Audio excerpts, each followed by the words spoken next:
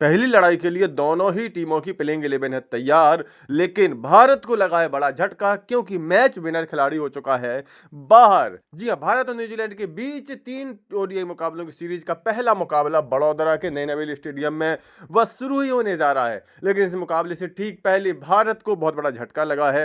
हालांकि इस मुकाबले में एक नए नवेले खिलाड़ी का डेब्यू भी हो सकता है। तो आज के वीडियो में हम बात करेंगे कि किस मैदान पर यह मुकाबला होने जा रहा है, इस मैदान की पिच रिपोर्ट क्या कहती है, यहां पर तेज गेंदबाज प्रभावी रहेंगे या स्पिनर कमाल करेंगे या फिर बल्लेबाज धमाल करेंगे। साथ ही साथ देखेंगे दोनों ही टीमों की संभावित प्लेइंग 11। लेकिन प्लेइंग 11 पर नजर डालने से पहले मैं आपको बता दूं कि भारत को बड़ा झटका लगा है क्योंकि प्रैक्टिस के दौरान ऋषभ पंत चोटिल हो चुके हैं और शायद अब वो पहला मुकाबला तो खेलेंगे ही नहीं और हो सकता है कि वो सीरीज से भी बाहर हो जाए। तो ऋषभ पंत को छोड़ करके अगर हम संभावित प्लेइंग 11 की बात करें भारत और न्यूजीलैंड दोनों की, तो कुछ इस तरह से हो सकती हैं। भारत के लिए जहां सुमन गिल और रोहित शर्मा रहेंगे ओपनर, तो Virat Kohli, Shreyas Iyer, KL Rahul middle order की जिम्मेदारी संभालेंगे। इसके अलावा रविंद्र जडेजा, नीतीश कुमार रेड्डी, हर्षित राणा, कुलदीप यादव, मोहम्मद सिराज और अर्शदीप सिंह भी प्लेइंग 11 का हिस्सा हो सकते हैं। लेकिन जैसा कि पिच रिपोर्ट आ रही है कि इस पिच पर बल्लेबाजी करना बेहद आसान है, सपाट पिच है। ऐसे में हो सकता है कि सिर्फ एक तेज गेंदबाज के साथ भारत उतरे और एक एक्स्ट्रा ऑलराउंडर यहां पर लेकर के आए जो कि वॉशिंगटन सुंदर हो सकते हैं। बात करें न्यूजीलैंड की टीम की, तो यहां पर Devon Conway, Bill Young, Henry Nicholls, Daryl Mitchell, Glenn Phillips, Michael Bracewell, Josh Clarkson, Kristian Clarke, Kyle Jamieson, Aditya Ashok और माइकल रे प्लेइंग 11 का हिस्सा हो सकते हैं, जिसमें कप्तानी करेंगे माइकल ब्रेसवेल।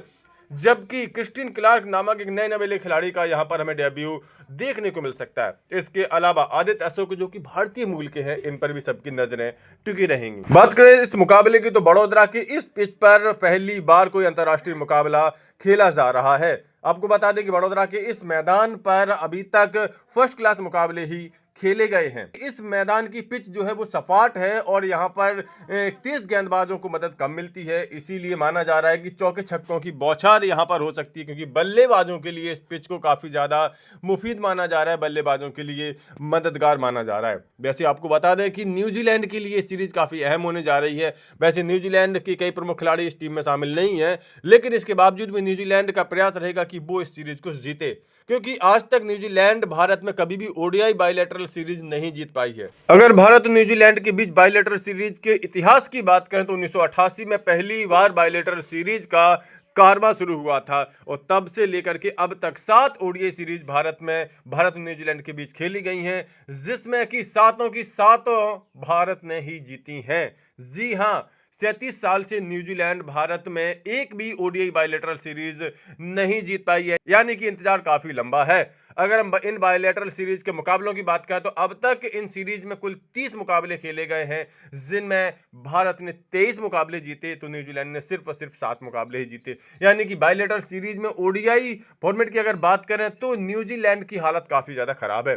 लेकिन पिछले साल जिस तरह से न्यूजीलैंड ने भारत को टेस्ट फॉर्मेट में 2-0 से क्लीन स्वीप किया था, न्यूजीलैंड का प्रयास होगा कि इस साल भी भारत को वो ऐसा ही झटका दे और ओडीआई सीरीज भी जीत करके एक बार फिर से इतिहास रचे। तो ऐसे में भारत को काफी ज्यादा सतर्क रहना पड़ेगा। वैसे आपको बता दें कि इस सीरीज में एक बार फिर से रोको की जोड़ी हमें मैदान में अपने जौहर दिखाती हुई नजर आएगी और रोहित और कोहली के रहते न्यूजीलैंड के लिए यह सीरीज जीतना काफी ज्यादा मुश्किल काम होने जा रहा है। तो ऐसे में आपको क्या लगता है, क्या न्यूजीलैंड यह बायलैटरल सीरीज जीत पाएगी और इतिहास रच पाएगी, या फिर भारतीय टीम 3-0 से सफाया करके न्यूजीलैंड को करारी शिकस्त देगी?